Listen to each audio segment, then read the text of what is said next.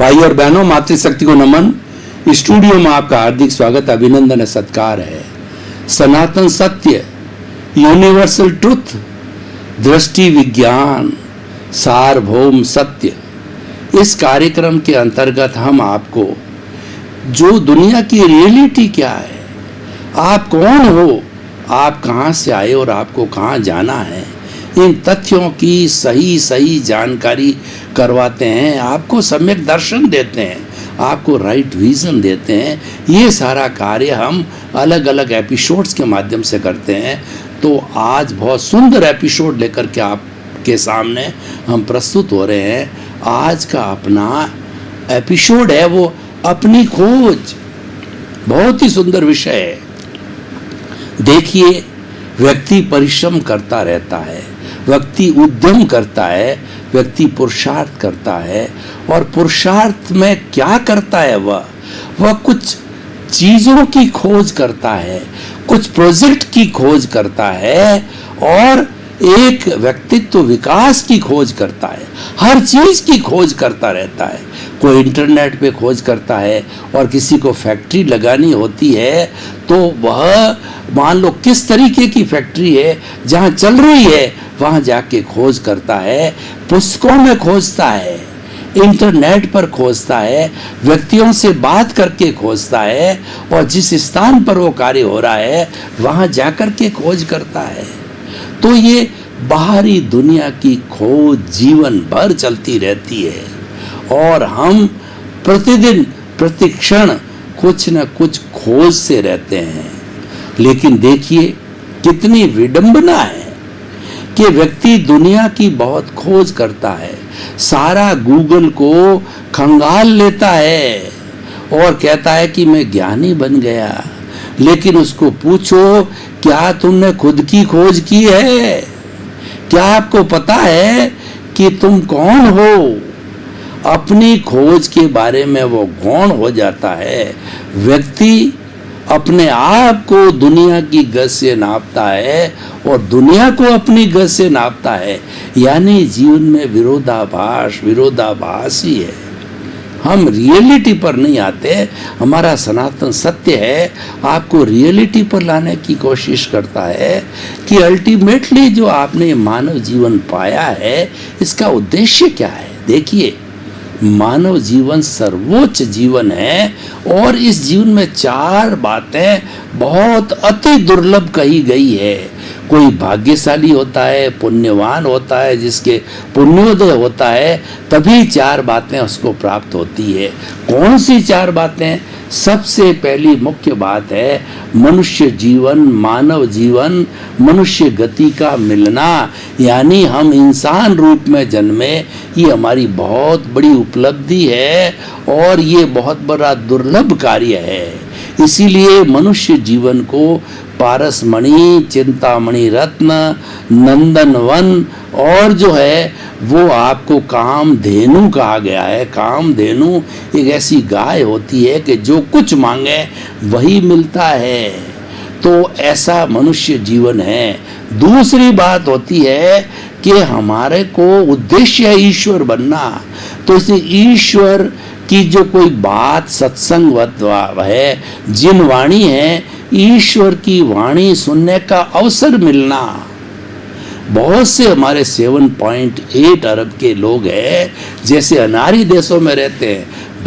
भारत आर्य देश है, ये आर्यों की संतान कही जाती है, और आर्यों ने ही इस देश की नींव लगाई। जो अनार्य देश है वहाँ पर आत्मा, परमात्मा, मुक्ति, कर्म और पुनर्जन्म, इनकी कोई विशेष विवेचना नहीं है, इतना डीपली थॉट नहीं है उसके अंदर।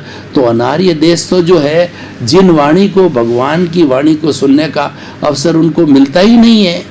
उनको तो eat drink and B Mary, खाओ पियो मौज करो, ऐश करो, आराम करो, इंद्रिय सुख को करो और धन दौलत को बढ़ाओ। जितनी भी हमारे इंद्रियों के सुख की है, शरीर के सुख की आवश्यकता, उसको समृद्धि, भौतिक समृद्धि कहते हैं, उसको बढ़ाते रहते हैं। और जो तीसरी बात होती है कि कई ऐसे लोग होते हैं, भगवान की वाणी सुनने का अवसर मिलता है, सत्संग का मिलता है, स्वाध्याय का मिलता है, लेकिन उस पर विश्वास नहीं होता। और जो विश्वास कर लेता है भगवान पे, विश्वास कर लेता है भगवान के अस्तित्व पे, भगवान की वाणी पे, भीतर विराजमान शुद्ध आत्मा भगवान में जिसकी जो कहना श्रद्धा हो जाती है, तो वो तो बहुत ही सुंदर है। और चौथी बात यह है कि व्यक्ति को ईश्वर जो बनना है उसकी श्रद्धा तो जागृत हो गई, लेकिन उसको जीवन में नहीं ढालता है, उसकी प्रक्रिया में नहीं जाता है, और जो जाता है वो बहुत अच्छी बात है।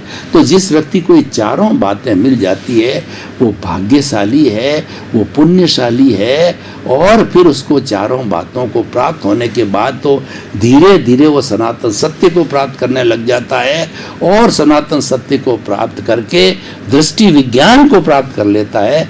दृष्टि विज्ञान को प्राप्त करके वह सनातन सुख की नींव लगाता है, शाश्वत सुख की नींव लगाता है, और धीरे धीरे ब्लिस को प्राप्त हो जाता है। ब्लिस होता है वो हमारी अल्टीमेट रियलिटी है, जिसको प्राप्त करने के बाद कुछ भी प्राप्त नहीं करना होता है, और ब्लिस की स्थिति प्राप्त होने के बाद में व्यक्ति मुक्त हो जाता है, सिद्ध बुद्ध, और मुक्त बन करके और सदा सदा के लिए अक्षय सुख के अंदर ईश्वर का रूप बन के अशरीरी होकर के सिद्ध शिला में ईश्वर के रूप में विराजमान हो जाता है।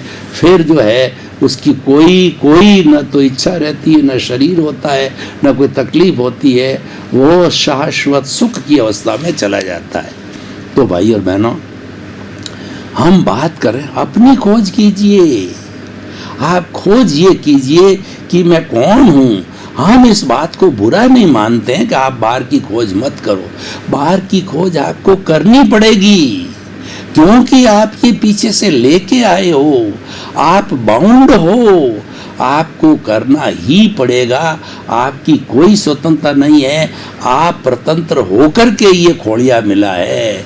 इसीलिए सोहन राज रूपी ये मन वचन काया रूपी जो शरीर मिला है, पिछले जन्म के कर्मों के भुगतान के लिए मिला है। आपको यहाँ क्यों भेजा गया है?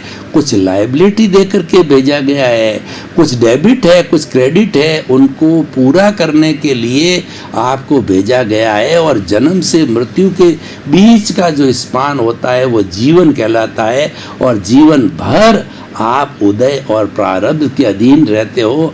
आपको सुख दुख की स्थिति है वह चलती रहती है। तो इसीलिए भाई और बहनों, अपनी खोज करो। अपनी खोज करने के लिए हमको क्या करना पड़ेगा, वही हम आपको टेक्निक बताना चाहते हैं। अपनी खोज करने के लिए आपको दृष्टि विज्ञान का सहारा लेना पड़ेगा। दृष्टि विज्ञान भाव सत्ता से जुड़ा हुआ है। ये हमारा भाव पक्ष होता है। दो तरह के पक्ष होता है, एक तो द्रव्य पक्ष और एक भाव पक्ष। जो द्रव्य होता है वह जड़ होता है, और भाव होता है वह चेतन है। तो हमारी दृष्टि विज्ञान ये हमारी आत्मा का भाव सत्ता है, भाव साम्राज्य है।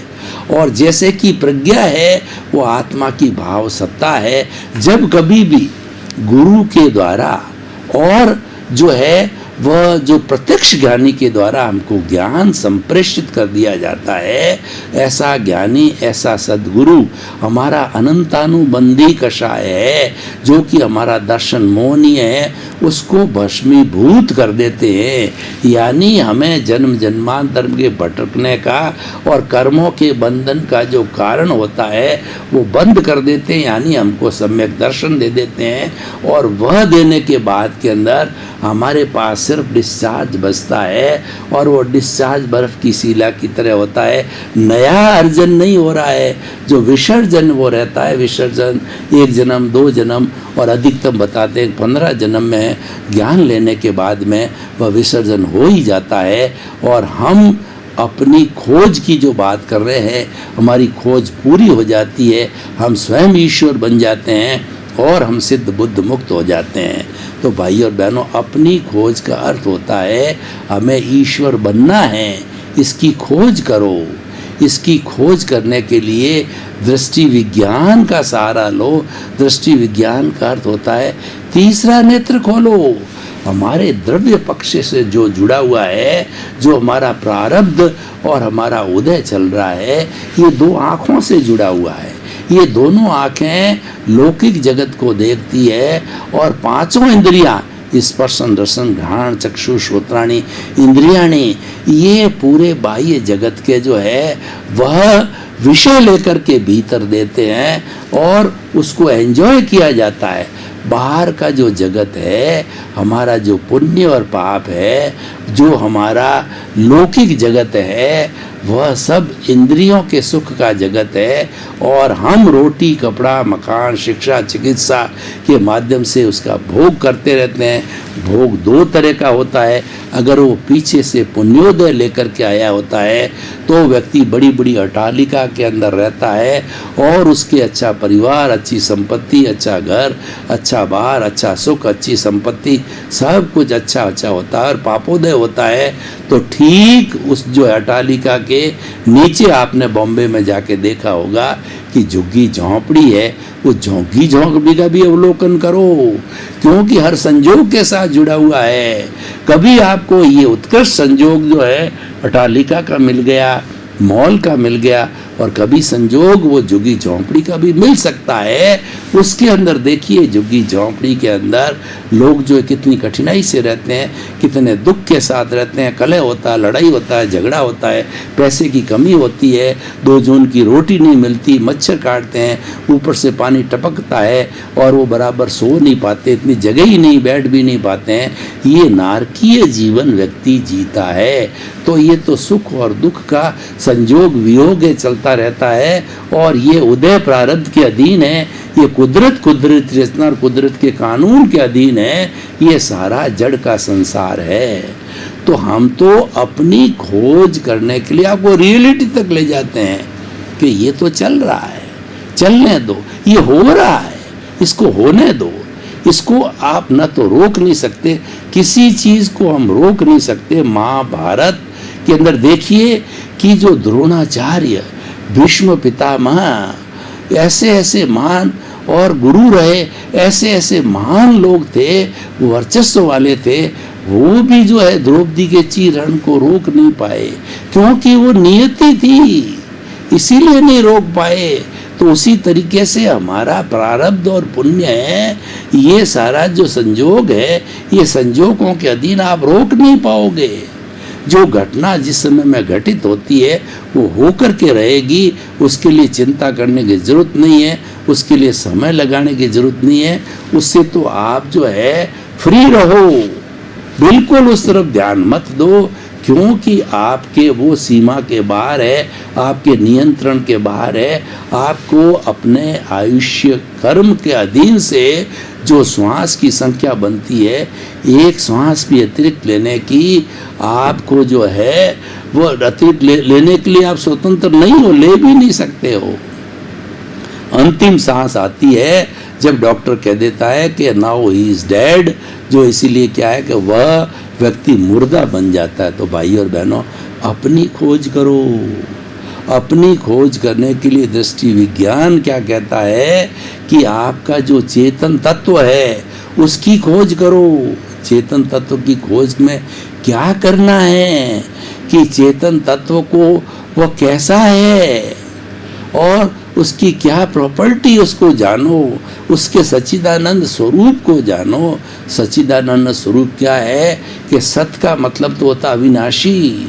हमारा दृष्टि विज्ञान ये कहता है, अपनी खोज ये कहती है अविनाशी तत्व को जानो, और वो अविनाशी तत्व आपकी आत्मा है, विनाशी तत्व आपका उदय और प्रारब्ध है, जो कि प्रकृति के अधीन है, कुदरत के अधीन है, और वह जो है हमारा प्रारब्ध और पुण्य चल रहा है, वह जड़ है। तो इसीलिए आप जब चेतन की बात करोगे तो चेतन में आपको दृष्टि को बदलना है, अपनी सोच को बदलना है। और जब हमारी समझ बदल जाती है, समझ खुली हो जाती है, तब हमें जो है ज्ञान की प्राप्ति होती है, अपनी खोज का जानकारी होती है, मैं कौन हूँ, इसकी जो है हमें समाधान मिलता है। तो भाई और बहनों, आज का जो विषय हमारा वो मैं कौन हूँ अपनी खोज करने के लिए है। क्या मैं जड़ हूँ या मैं चेतन हूँ, ये निर्णय करो और आप रियल और रिलेटिव की तरफ जाओ। आप ये चिंतन करो कि रिलेटिव रूप से मैं सोहन राज नाम का मन वचन काया रूपी नामधारी देहधारी पैकिंग रूप में हूँ, लेकिन रियल रूप के अंदर मैं शुद्ध आत्मा हूँ। कैसा शुद्ध आत्मा? जैसी राम की है, कृष्ण की है, महावीर की है, घोड़े की है, गधे की है, ऊँट की, गाय की, भैंस की। मूल आत्मा, मूल स्वरूप के अंदर सब समान है, किसी का कोई फर्क नहीं। जो विविधता दिखाई देती है वो हर एक के अलग अलग कॉजेज है, हर एक के अलग अलग कर्मबंध है, हर एक के अलग अलग द्रव्य क्रम है, उसके अनुरूप ये विविधता दिखाई देती है। हमें उस विविधता में नहीं जाना है, हमें तो उस रियलिटी के अंदर जाना है। वही हमारी सच्ची खोज है, क्योंकि वही सही है। हमारा जो भीतर प्रभु विराजमान है वो भूतकाल में भी ऐसा था, वर्तमान में भी ऐसा है और भविष्य में भी ऐसा रहेगा। वो तो मुक्ति जाने वाले स्वरूप के अंदर है, हर क्षण एकता रहता है। जो बदलाव आता है, जो संचरण करता है वो संसार है, और संसार में हर क्षण हर वस्तु बदलती रहती है। उसको हम पर्याय कहते हैं। उत्पाद व द्रव्यात्मक सत। कोई भी वस्तु का अस्तित्व तब है कि उसमें उत्पाद होता है, व्यय होता है। इसका मतलब है कि वह चीज़ जन्मती है, मरती है, उत्पन्न होती है, विनाश होती है, तभी उस चीज़ का अस्तित्व। मैं आपको क्लियर करना चाहता हूँ।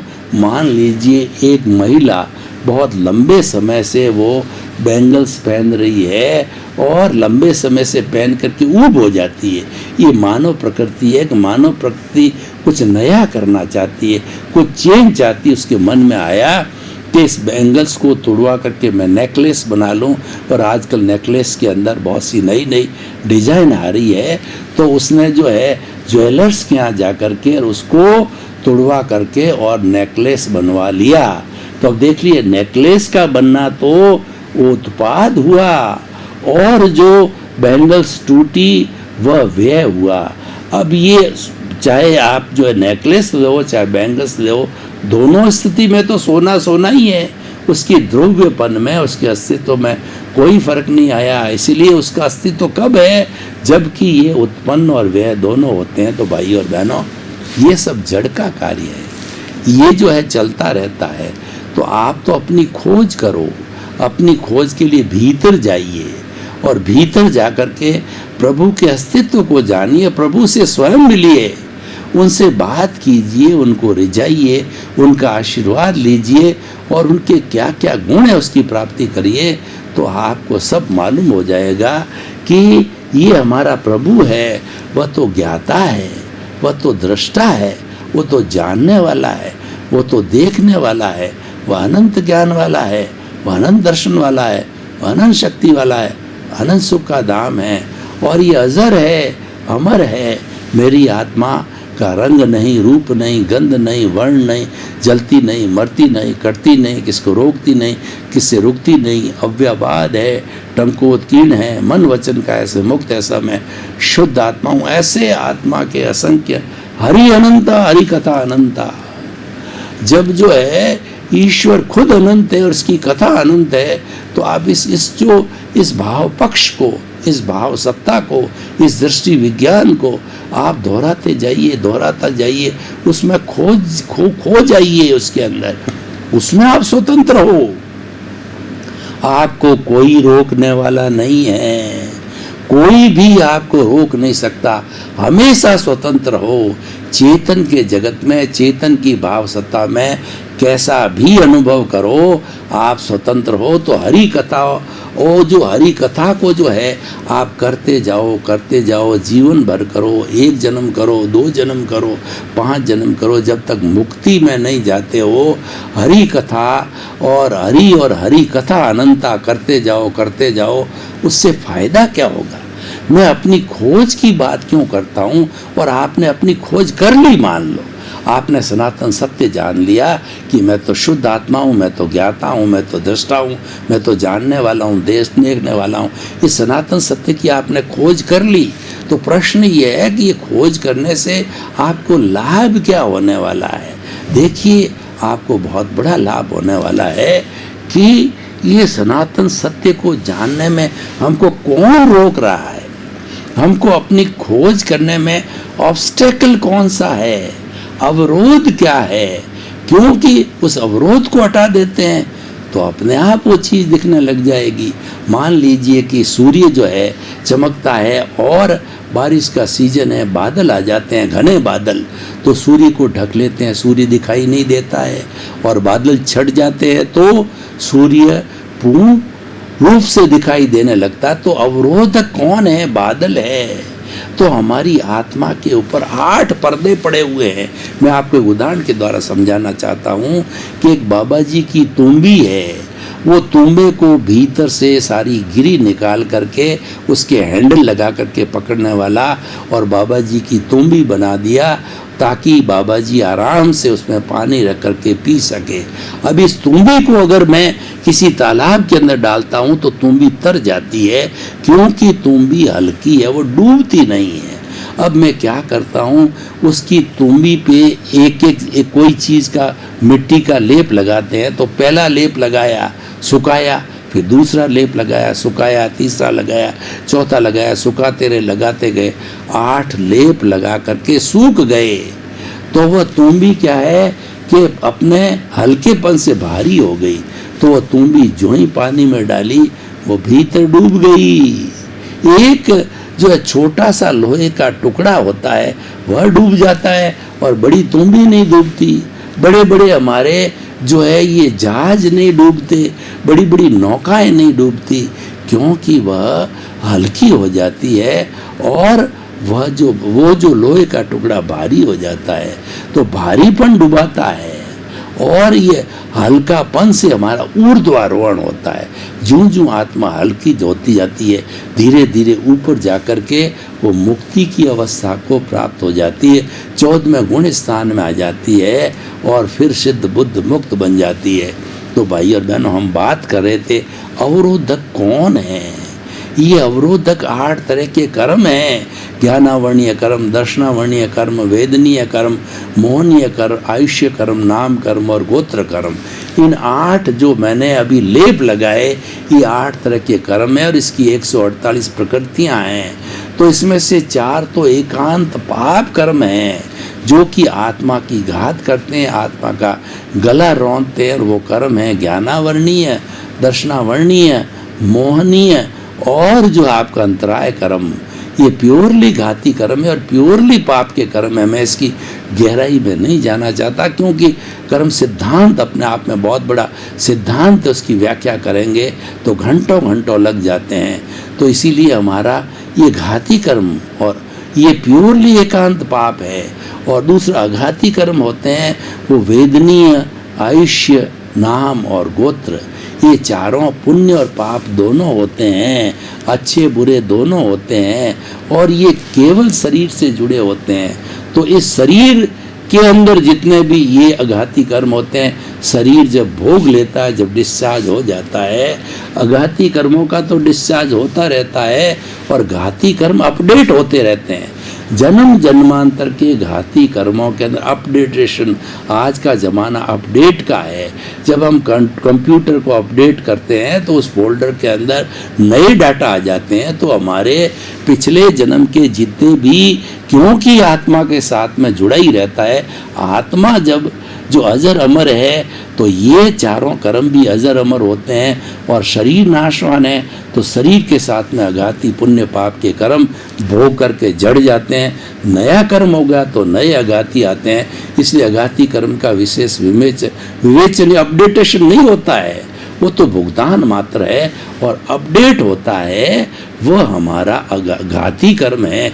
इसीलिए जैन परंपरा में ये कहा जाता है कि किसी भी जन्म का कर्म कभी भी उदय में आ जाता है वह सही है। और अक्रम विज्ञान में ये कहा जाता है कि पिछले जन्म का कर्म उदय में आता है। यह भी भाई और बहनों, आपका बहुत बहुत धन्यवाद। आप हमारा ये जो सनातन सत्य कार्यक्रम है बराबर देख रहे हो, देखते रहिए। सनातन सत्य दृष्टि विज्ञान से जुड़ा हुआ है। सनातन सत्य कार्यक्रम शोधन करता है, आपकी अपनी पहचान करवाता है, आप कौन हो इसके बारे में जानकारी करवाता है। और ये जानकारी होने के बाद में आपका जो टेम्परेरी सुख है उसकी नींव लग जाती परमानेंट सुख की, और धीरे धीरे स्नेह स्नेह आने वाले जन्मों के अंदर आप शाश्वत सुख को प्राप्त हो जाते हो और आप स्वयं ईश्वर बन सकते हो। इसीलिए ये आपका कार्यक्रम आपको समर्पित है। तो इसी क्रम में आपका जीवन आनंदमय हो, मंगलमय हो। आपके प्रति बहुत बहुत शुभ।